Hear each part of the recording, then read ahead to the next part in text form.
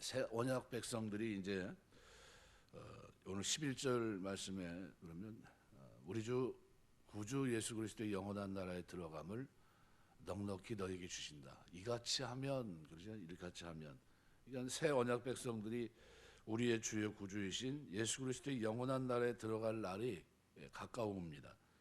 이것은 마치 광야 40년 험난한 세월을 마치고 약속의 땅 가나안 땅에 들어갔던 모세가 죽기 전에 이스라엘 백성에게 마지막 유언을 남겼던 그 말씀처럼 베드로도 지금 그런 심정으로 이제 하늘의 영원한 약속의 땅으로 행진에 들어갈 교회를 향해서 죽기 전, 순교하기 전에 마지막 말을 남기고 있습니다. 이 흥미로운 것은 11절에 그 영원한 나라에 들어간다라고 하면 에이스도스라는 이 표현하고 15절에 내가 떠난 후에라도 라는 것이 문자적으로 보면 나의 출애굽처럼 표현한 겁니다.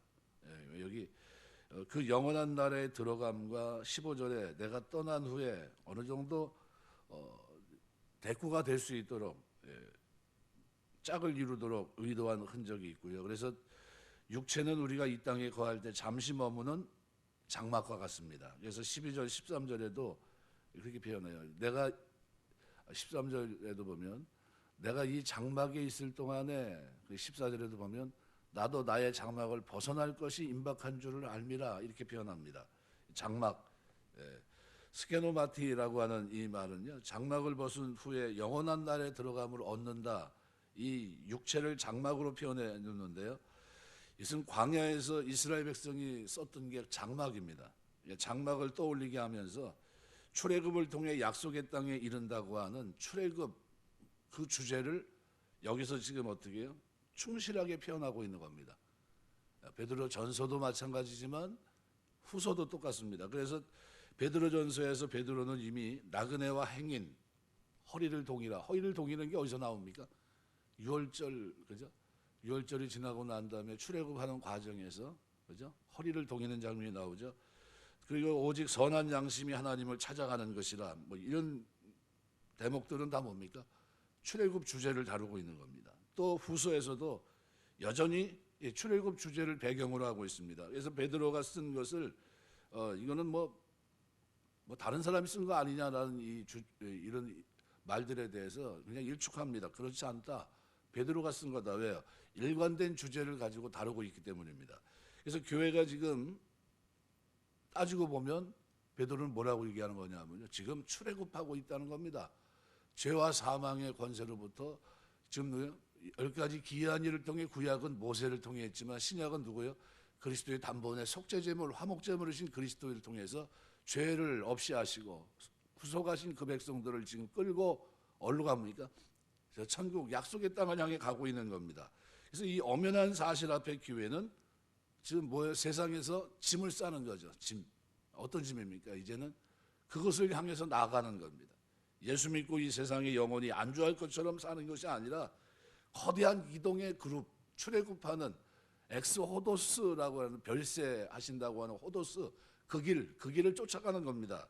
그래서 썩어지고 더럽고 허무한 이 세상에서 나와서 1장 4절 보면요, 베드로서 1장 4절 보면 이로써 이 보배롭고 지극히 큰 약속을 우리에게 주사 이 약속으로 말미암아 너희가 정욕 때문에 세상에서 썩어질 것을 피하여 신성한 성품에 참여하는 자가 되게 하셨느니라 이렇게 얘기하거든요. 여기 피하여 그래서 피하여. 그러니까 이 생명과 경건과 영원히 충만한 나라로 들어가는 영적이고 우주적이고 아주 역사적이고 실제적인 거대한 이동이 이미 그리스도 안에서 성령 하나님의 인도하심 속에 진행 중입니다. 그래서 이 거대한 이동, 두 세계, 죄와 죽음의 허무에 갇힌 이 세상에서 나와 이제는 새하늘과 새 땅으로 들어가는 거대한 이동 중간에 깨어 지금 그 길을 걷고 있는 사람이 누구냐면 교회입니다. 바로 성도입니다.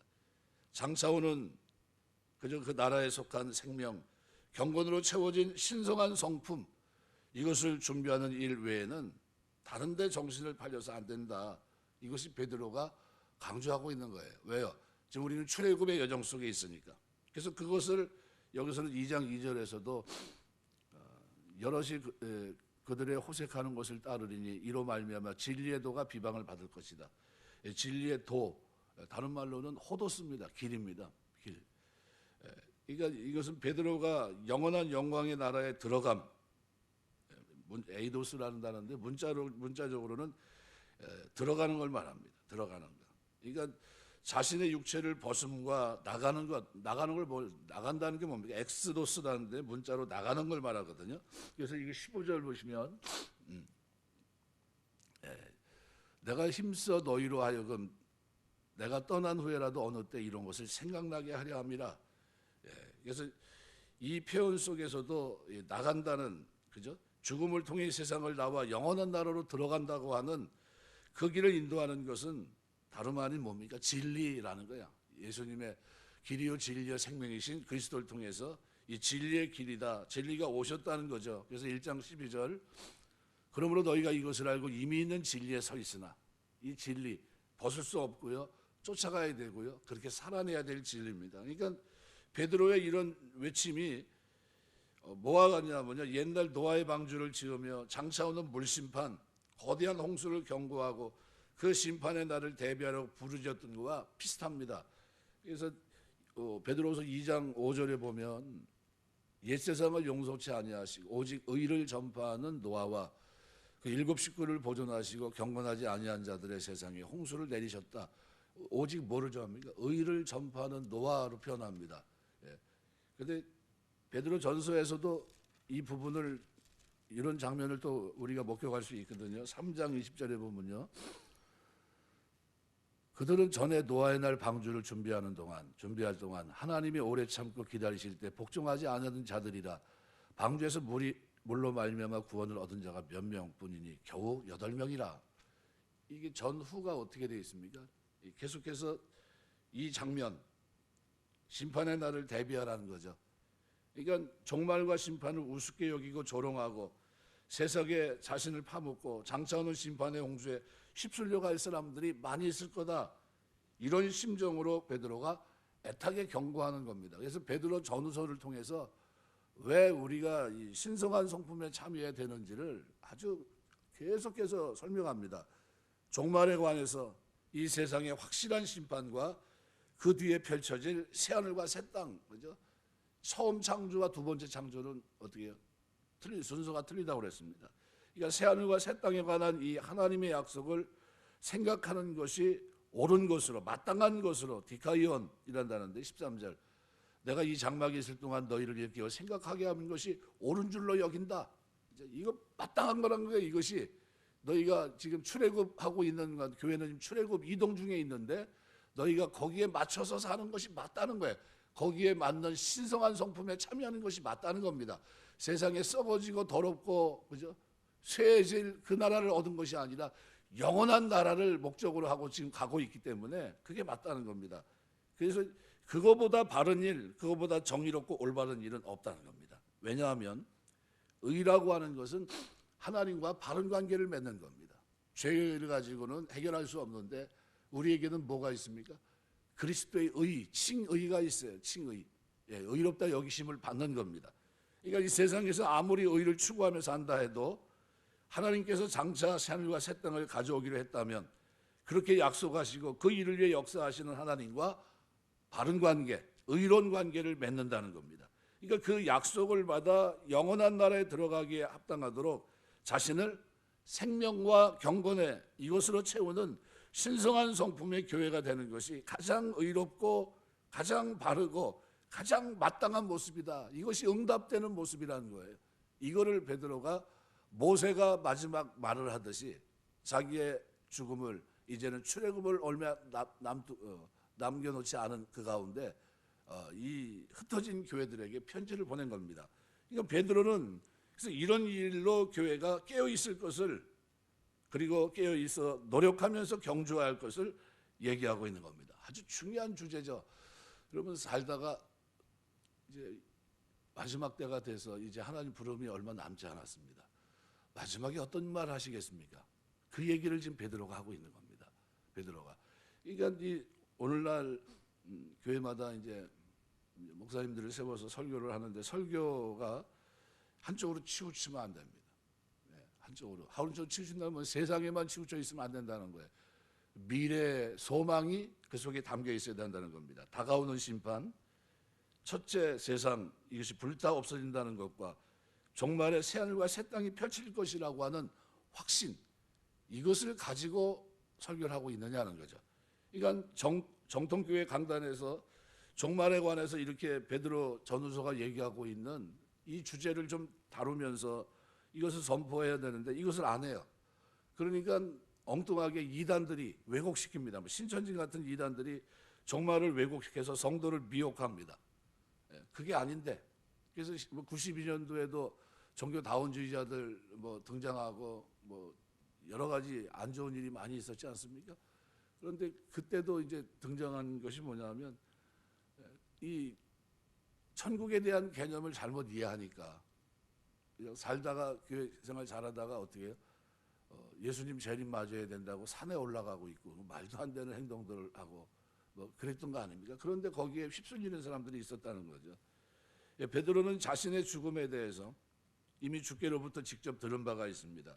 그래서 부활하신 주님께서 요한복음 21장 18절에서 친히 그가 어떻게 죽을 것인지를 말씀합니다.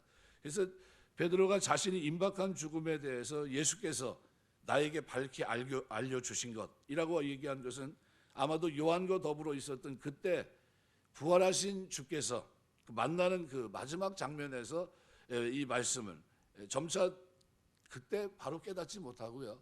세월이 흐른 후 이게 우리가 하나님 말씀을 받아도 한 번에 이해되는 것도 있지만 오랜 세월을 흘려서 그게 그런 말씀이었구나 이해되는 것이 있습니다. 바로 이 말씀의 무게와 확실성을 깨닫게 되기까지는 영적이고 인격적인 오랜 시간을 통한 경험이 필요합니다. 베드로도 바로 그런 장면이죠. 지금 끝나는 마지막 시점에 와서 나에게 밝히 알려주셨다, 그걸 표현하고 있고요. 무엇보다 자신의 임박한 죽음을 앞두고 교회로 하여금 주의 오심과 장차 오는 종말을 잊어버리지 않도록 힘을 다해서 일깨우고 있다는 사실입니다. 힘을 써서 계속. 그래서 15절에도 보면 내가 힘써, 뭐에 힘쓰고 있습니까? 깨우는데 힘쓰고 있어요. 5절에 보면 뭐라고 얘기합니까? 그러므로 너희가 더욱 힘써. 10절에서도 뭐라고 표현합니까? 10절에서도 형제들아 더욱 힘써.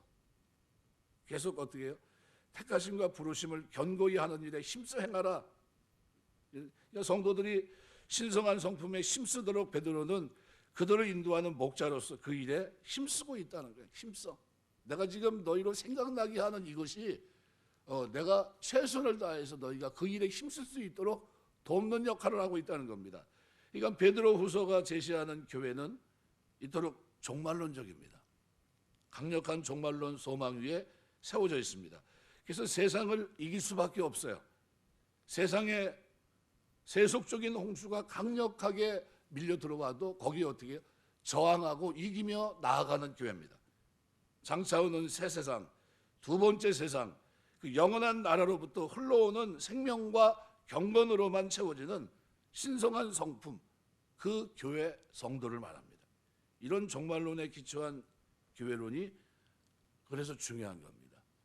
세상은 썩어지고 더럽고 허무하고 주의 첫 번째 강림, 그죠? 12절, 16절에 얘기하고 있는데요. 너희가 이것을 알고 이미 있는 진리에 서 있으나 내가 항상 너희에게 생각나려 하노라. 16절 보면 우리 주 예수 그리스도의 능력과 강림하심을 너희에게 알게 한 것, 교묘히 만든 이야기를 따른 것이 아니요 우리는 그의 크신 위엄을 친히 본 자라. 그러니까 주의 첫 번째 강림 명확히, 그죠? 장차 임하는 새하늘과 새 땅, 썩지 않고 더럽지 않고 쇠하지 않는 죄와 죽음의 허물을 이긴 새롭고 영원한 나라에 대한 확실한 증거, 이걸 가지고 지금 거룩한 교회 성도들이 세상을 지나고 있는 겁니다. 그래서 3장 10절에 보시면 그렇게 표현해요. 그러나 주의 날이 도둑같이 오리니 그날에는 하늘이 큰 소리로 떠나가고 물질이 뜨거운 불에 풀어지고 땅과 그 중에 있는 모든 일이 드러나리로다, 이렇게 표현하고 있고요. 요한일서 말씀에도 보면 2장 17절에 보면 이렇게 표현합니다. 이 세상도 그 정욕도 지나가되 오직 하나님의 뜻을 행하는 자는 영원히 거하느니라. 그러니까 교회는 그 지나가는 세상을 다만 나그네 행인으로 지나갑니다. 베드로서 1장 1절, 2장 12절. 그러니까 내면적으로는 신성한 성품을 갖추고 영원한 나라에 들어갈 준비에 만반을 가하면서 이렇게 나가고 있습니다. 그 교회, 그 성도가 전념해야 될 가장 중요한 비전이 바로 그거란 거예요. 네, 그거를 이제 설명하고 있는 겁니다. 그래서 여기 오늘 우리가 살아가면서 언젠가는 우리에게도 인생의 종말을 하나님 부르심을 받게 될 텐데요. 그런데 그 마지막 장면이 두려움 없이 기쁨으로 쓸 수 있는 자리가 돼야 됩니다.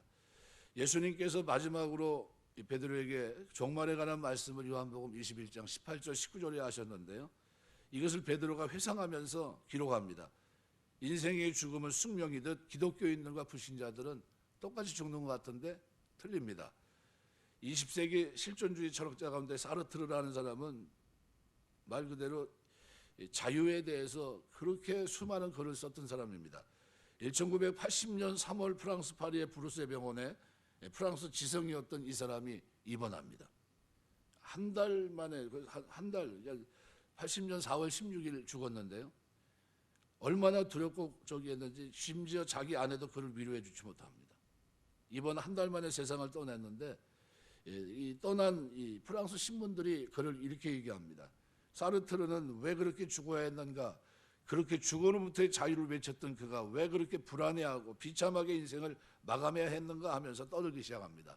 그때 어떤 사람이 신문에 투고를 했는데 그때 쓰인 글귀 가운데 이런 게 있습니다. 사르트르의 말로가 그렇게 비참했던 이유는 사르트르에게는 돌아갈 고향이 없었기 때문이다. 이렇게 얘기했어요. 이게 왜 이렇게 중요하냐면요. 우리가 본향 찾는 것을 나타내는 것이기 때문에 그렇습니다. 신성한 성품, 생명과 경건에 속한 것으로 내 안에 채워지고 있는 이것이 본향 찾는 것을 나타냅니다. 고린도서 4장 14절 주 예수를 살리시니가 예수와 함께 우리도 다시 살리사 너희와 함께 그 앞에 서게 하실 줄 안다 그랬고요. 데살로니가서 4장 14절 우리가 예수에 죽었다가 다시 사심을 믿을진데 이와 같이 예수 안에 자는 자들도 하나님이 저와 함께 데리고 오시리라. 영생을 얘기하고 있는데요. 히브리서 말씀해 보시면요. 11장에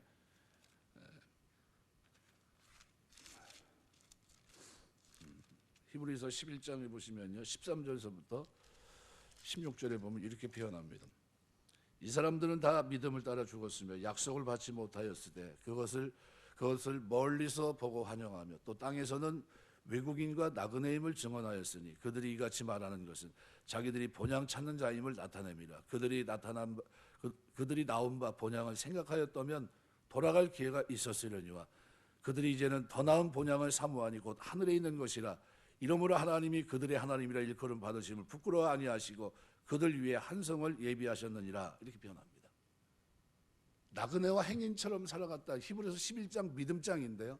믿음장에서 그들의 그 삶을 한마디로 표현해서 어떻게 나그네와 행인처럼 살아간 사람들이었다. 이렇게 표현합니다. 그들은 그렇게 살면서 본향 찾는 것을 나타냈다라고 표현합니다. 이 얘기를 베드로가 왜 하고 있을까요? 오늘 우리가 이 땅에 살면서 신성한 성품 이것을 갖추고 산다는 것이요.